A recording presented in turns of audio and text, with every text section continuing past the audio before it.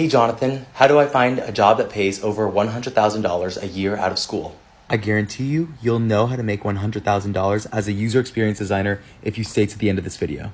Before I tell you how you're going to make $100,000 in tech, I want to start off by saying your first job is probably going to have a much lower salary than you expect. To make it anywhere in life, you have to start at the bottom, and that includes the tech industry. Everyone who has a high paying job now, they had to start off with a much lower paying job at the beginning. Now let's talk about the two different ways we're going to get you to six figures. First way you're going to get to six figures is you are going to negotiate very well. Let me explain.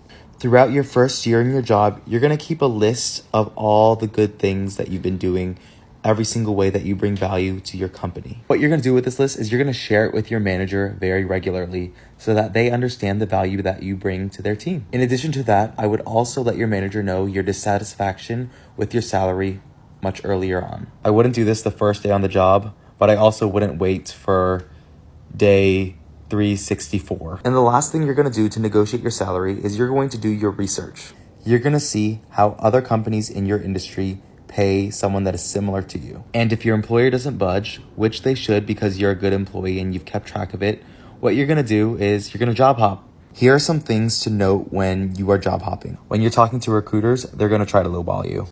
It's their job. They're just trying to stay within the budget that they've been given. Also, when you're talking to recruiters, do not tell them your current salary. Make sure you do your research on what a competitive salary is.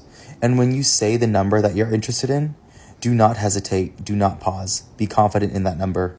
You need to know your worth and push for that higher number. Also, if you're job hopping, you already have a job. You don't necessarily need a new job, you just want a higher salary.